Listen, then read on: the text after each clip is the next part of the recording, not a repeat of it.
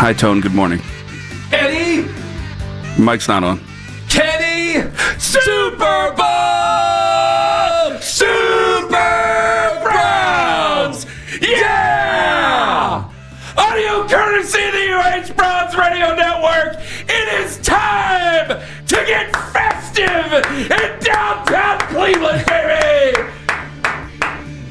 He did it! He did it! They did it! Yes! Yes! And you were worried. Yes! You were worried. Hell yeah, I was worried. Come on. Hell yeah! Why wouldn't I be worried? 3 days of practice. Barely any reps beforehand. Oh, God, did we talk about the reps beforehand? Are reps overrated in the NFL? I got to tell you, I was so excited. And I know the people go, it's the Raiders. Yeah, guys, I know it's the Raiders. All right, why don't you relax for a second, okay? I was so excited that I hope I can't blow my voice out here. I hope I don't blow my voice out here, so I can't do it that much. I was so excited that where the hell's my notes? I was excited that after he threw the pick, he just kept plugging away. I thought he did fair. I think no. I think he did good. I think he did good considering everything that was leading up to that. He did good. Strike out the fair. Shedeur did good. Okay? Second of all, I want to give him credit to where obviously there's leadership there. There is definitely leadership there that excites a lot of people. Yeah, I think that if you can work on this and you can harness this, damn it, I don't want to put carts before horses, but he's starting, for me, he's starting against the San Francisco 49ers on Sunday. I'll tell you that right now. Anywho, there's leadership there. There's a way to do it, of how guys just seem to gravitate towards him in certain ways, and they just do. The defense was more excited that he was out there, that there was a possibility to make plays. The guys on offense seemed to be a little bit more excited. I know Jerry Jeudy was a little bit overly excited at one point. I understand all that, but I came away so happy and relieved.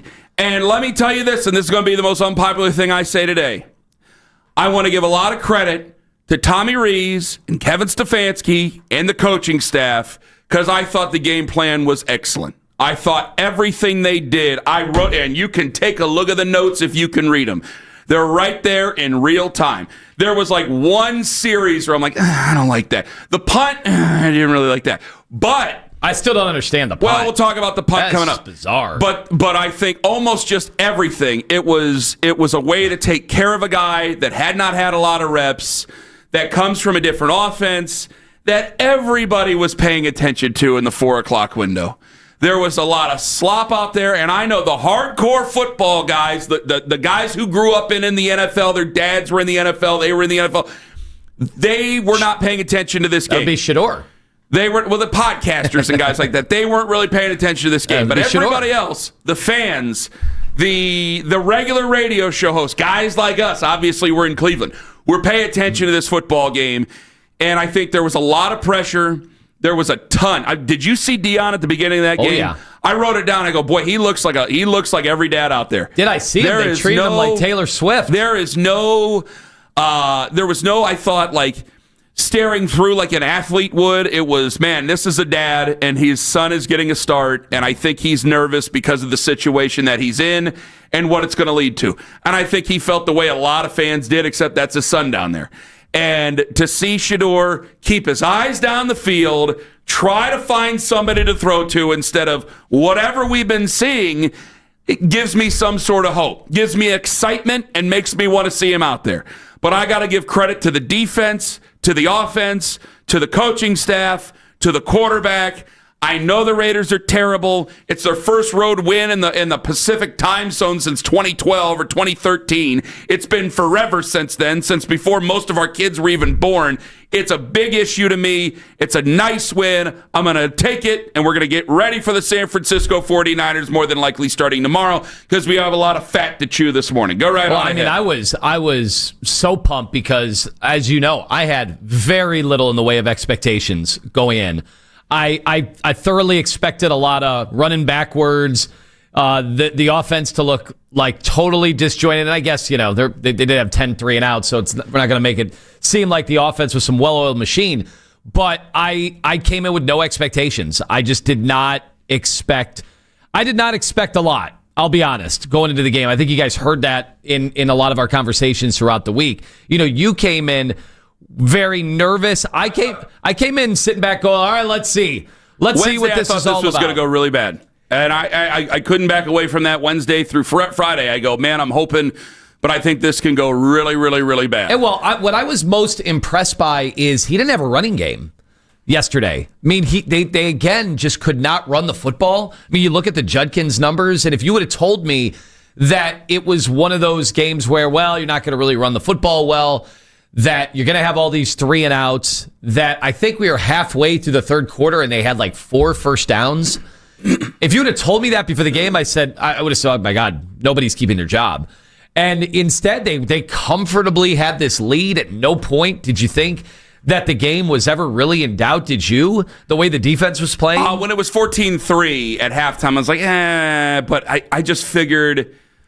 I ended the notes when it was 24-3, and then they came right down and scored that touchdown. I was like, I'm still not bothered by it. Yeah. And then Geno put the ball on the ground. If you're just waking up this morning, you weren't paying attention to the news, the defense played well enough where they sacked him to the tune of 10 times. Chip Kelly was actually fired yesterday. Yeah. That's a true story. He was fired by the Raiders last night. He's no longer the offensive coordinator of the Las Vegas Raiders, so that's a hell of a thing to behold right there. The defense was suffocating. Miles is arguably the greatest player to do it. I think that a lot of people want to start having that conversation I'm seeing online, and we can have that conversation down the line. Mason Graham is finally getting the recognition he deserves for the type of rookie he's been. He was fantastic yesterday. The defense, Malik Collins was great. Shelby Harris was great. Aiden Huntington was great. I mean, you could just about name just about everybody on that defense that they were great. Just about everybody played well. It's a therapeutic win. They needed it. And I am relieved. I thought he might turn around and there'd be 15 guys on defense there. And he kept going. He kept plugging along. He threw a terrible interception and then just kept on, keep it on, and put it away. Well, and that's what I needed. Basically, after that, did good. After that interception, anytime he rolled out at all, he just threw the ball away. He was throwing a lot of balls just out of bounds. He was not going to allow there to be any mistakes after that. And so I think that's an acknowledgement of, oh boy, I don't want to do anything with the defense, and the special teams is spotting me this amazing field position. We cannot make any egregious mistakes. So I thought that was smart. We don't need to go around and mess around. I had a tweet, I think at halftime, I'm like, they could literally just kneel the ball down from here on out and win this game the way the defense is playing. Yeah. But I go, what fun would that be? I want to see a challenge. I want to see the quarterback go out and make plays. And some people tweeted me like, well, don't you want to win the game? And I'm like, I just want to see. I want to see a quarterback, confidently go out and, at least attempt to look like an NFL quarterback. They could have just turtled up to win the game. I wanted to see more than that. They're 2-8, like they're not making the playoffs. So, going into that game. So I don't know if you disagreed with that, because I saw some people that disagreed. You wanted him to lay it out and keep going? Yeah, I didn't want to see a conservative. And I was fine. I guess they did go conservative where they decided to punt on the 4th and 2 at the 28, which was, I just don't see any rhyme or reason. Did he talk to that at all after the game? That I don't know. I don't know why they didn't try to kick the field goal there, or go for it. I thought it was it's 4th and 2. I thought it was way further away than what I thought, and then I wrote it down. I go, well, that doesn't make any damn sense whatsoever. Yeah, and you're because you're inside. Especially you're. I mean, what did you end up netting on the punt? But either way. No. I mean, I would have liked to come away with 3 more out of that. That would have been perfectly fine. I don't know why you can't kick the field goals. Either way, so I like the conservative approach, because I think a guy like that, you have so much pressure on you. This is why they did the same thing when they were up on the fish. They did this with Dylan Gabriel. Like, people wanted them to just roast the ball down the field, and my buddies were texting me at the game like, they gotta go, they gotta throw it. I'm like, no. I think a young guy who's not a first overall or whatever, I even think a first overall guy, I tend to be more conservative than that. I think they remember bad throws and picks over the good throws any day. I think that I think that you risk really hurting a maturation process, and then you're putting them. It's still the NFL. We've seen bad teams come back on us in the last few minutes of a football game before. You don't want to mess with any sort of put undue pressure that's not supposed to be there. I don't want to mess with anything there. So again, I thought but they still did let it. They let him throw. I mean, there was even down when they were inside their own 20. It was third down. Even Ross Tucker's like, well, let's see how much confidence they would have, and they let him throw. They treated him somewhat like a normal quarterback. I know. Unlike last week, what was the big thing about Dylan Gabriel and why people were pretty much done with Dylan anyway was, well, they spotted him the ball at the 8-yard line. Six. Remember that? Was the the 6-yard line. Well, in this case, they just took Shedeur off the field. So maybe they're just not going to trust anybody until they really, really overwhelmingly try to, until they see, big time strides either way. But I think honestly, go ahead. But it was the Raiders. It was the Raiders, and while they have Max Crosby, and he was great against the run, they didn't really get much in the way of pressure. Yeah. I mean, there just was no pressure. That was the best. And I tweeted this, and people went nuts because I think they were thinking of the running game, but I'm like, that's the best offensive line play I've seen all year.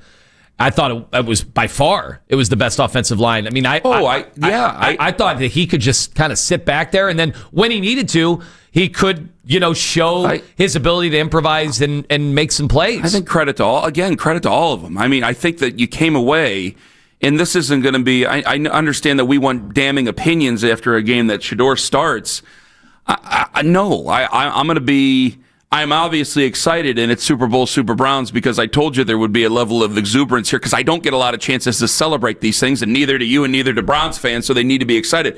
But I do. I think that they played well in just about all three phases.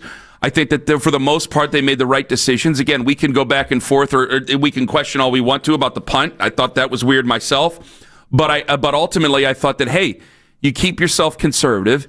You go out there, you try to ease into it as best you can. You try to build his confidence. I thought they built his confidence, and then there was a couple times that you see what he does, that why his ceiling is higher and why I want to see him. Because, yeah, I know Dylan has kind of wung a few out there before when he against New England and things like that. And I don't want to turn it into an anti-Dylan thing, but this guy obviously has a ceiling that the other guy just can't attain. Yeah. So if I'm going to go into evaluation mode, I'm going to evaluate the guy who I think has a higher ceiling. That's Shedeur Sanders. And I think you're with me. I have no desire to watch a 49ers game with Dylan Gabriel quarterbacking. No.